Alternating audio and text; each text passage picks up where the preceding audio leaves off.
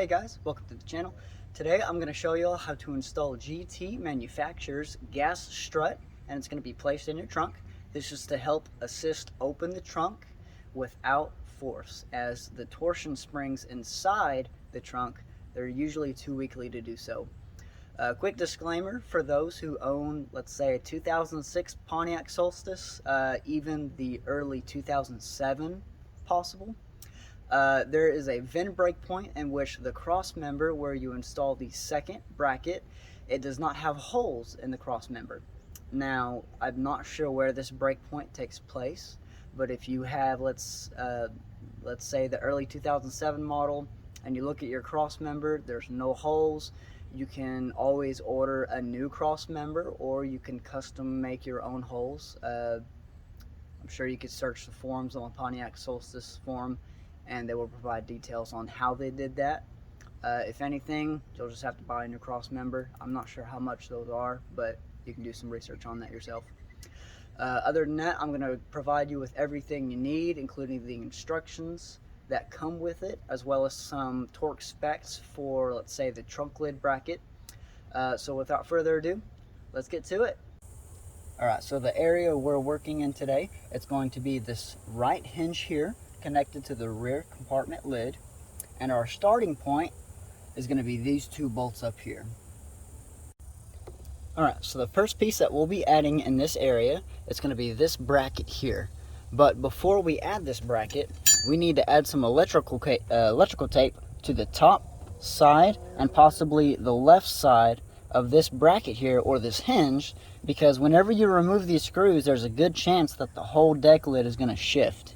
So you want to be sure to mark your location so that the alignment to the rear compartment lid does not fluctuate and it stays in the same spot. Otherwise, if it does move and you tighten it down later on, it could crash down onto a different area of the trunk, and you don't want that. So we're going to go ahead and get some electrical tape, or maybe you have like an expo marker or a felt tip pen, and just mark your area. So we're going to go ahead and get that done, and then we'll move on. Alright, so now that we have our places marked, I put one on each side, except for the bottom, of course. So the first bolt that we'll be removing is this bottom bolt right there. Now this bolt, both of them actually, they are a 13mm bolt, and whenever you go to tighten them later on, it is 19 foot-pounds of torque, or 25 Newton meters. So we're just going to go ahead and get this bolt. We're going to take it off. We're not going to mess with that one quite yet.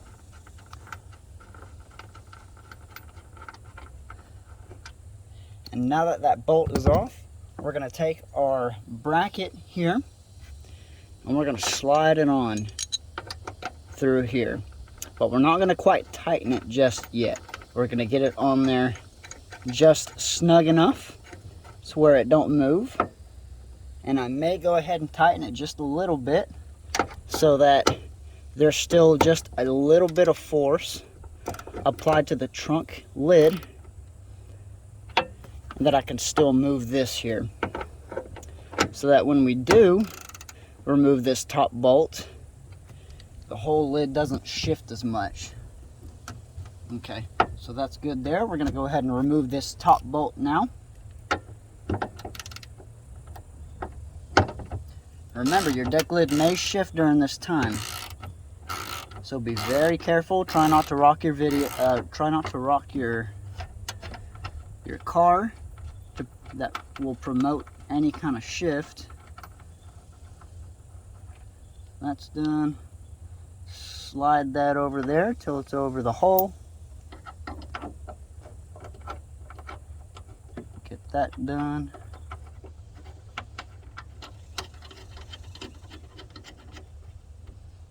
Just like so. And make sure that it's nice and straight. You want to make sure that's straight. Which that looks good there. And then we're going to go ahead and tighten it down. Of course, make sure that nothing moved out of the way, nothing shifted. And from my view, it looks like everything is good here. So we're going to go ahead and tighten this bracket down there. And remember, when you tighten this down, it's 19 foot-pounds or 25 Newton meters. And that's how you're going to install this top bracket.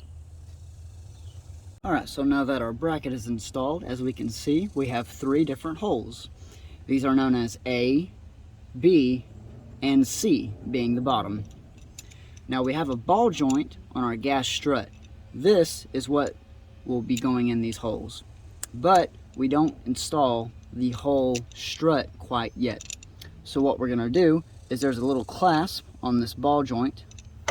We'll unclasp that, like so. And there's a little hole up top that it'll just slide out. And if you're not careful like I was there, it's going to go flying out. So let me put this in here and let y'all see.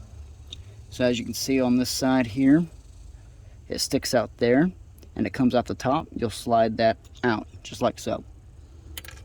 Once it's out, just grab it and pull straight out, and you can set your strut to the side. Once your ball joint is out, you're going to put it in the slot A, and it may take a second because these holes are tight. As you can see, I'm having to screw it in. But once it's screwed in, we have a washer and a nut that will attach and will mount this together.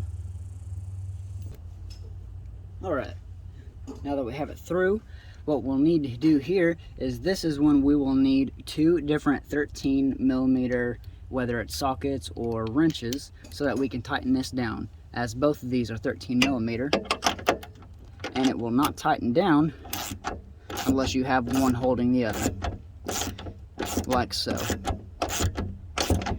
And just like that, that's tightened on, and you're good there.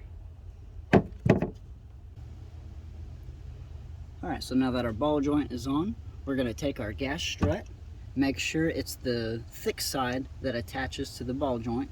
We're going to attach that there. I recommend doing it upside down so that you see the entry hole for the straight portion on the clip. We're going to slide that in there like so. You may have to wiggle it around a little bit, and like so. Clip that in. Come on. Clip it in like so, and we're going to set the gas strut down like so, and that's how you're going to attach your top portion. Alright, so the next bracket we're going to be installing is this bracket right here, and we're going to be installing it in this cross member right next to the hinge, and the orientation we'll be installing in will be like so, with the holes on the right side. Now as you can see, this bracket, unlike the other one, it has 4 holes instead of 3, and then unlike the other one, these are labeled numerically and not alphabetically. So going from the top down, you have 1, 2, 3, and 4. So if we take our ball joint here, before we install this into the cross member, you want to make sure and install this in slot 2. And you want to do this before you install it on the cross member, because if you try to install this ball joint while it's in the cross member, you're not going to have enough space to maneuver and tighten this down. Now when it comes to installing the bracket, this piece here is going to go behind this cross member right here, and this faceplate is going to go in front. So whenever you install it, it's going to sandwich together and apply pressure so that it does not move. So we're going to go ahead and get our ball joint on. Remember, those are 13mm sockets each, or a wrench, and we're going to tighten this down and show you what it looks like after it's done. Alright, so we got our little bracket here installed. Now something they don't tell you is these little screws right here, these are going to take either a T30 bit or a 7/32 Allen wrench. And something I recommend doing, just so that you can make sure you get this tightened down as much as possible, get you a little bit here, like this is the T30 bit. Get you a little socket that's a 1/4 inch, and your bit is going to slide right in there like that. And this will help you get that screw torqued down more than you would just a regular Allen wrench. And so that's a little tip that I'll leave you there. But other than that, we got that little bracket in, and we'll move on to the next step. Now there is something I want to show y'all real quick. As you can see, way back in here, there's a hole. So whenever you install this little deal, be careful not to drop it back there, because that hole goes to the bottom of your bumper. And the only way you can get into that hole is if you take off the bumper, which that'll add about 30 minutes to another hour to your job time. So be careful not to drop your little bracket in there. Alright, so in the beginning of the video, I had the strut attached to the top ball joint up here, and of course that is GT Manufaktur's recommendation, is starting up top and then attaching it to the bottom. But I found it a little easier to attach it to the bottom first and then do it to the top. That way, if there's any contortions in your trunk, or let's say any of this down here is off, because GT also mentioned that some vehicles it'll fit right in this little space here, it'll be perfect, but for other vehicles over time the trunk will distort and it may not clear the space. Like for mine, for example, mine doesn't clear the space. As you can see, I got a long ways to go before I get to my ball joint here, which means there's a lot going on here which I'm gonna have to figure out and move around. So because of that, I can still install it. I'll just have to be careful just not to damage this. So what I'm gonna do is I start from the bottom, and I'll take this strut and I can close my trunk to get it lined up there and get it set in place. And that's what I can do. So it still works, you know, but as you can see, it's gonna hit this piece here and it's gonna bend a little bit, you know.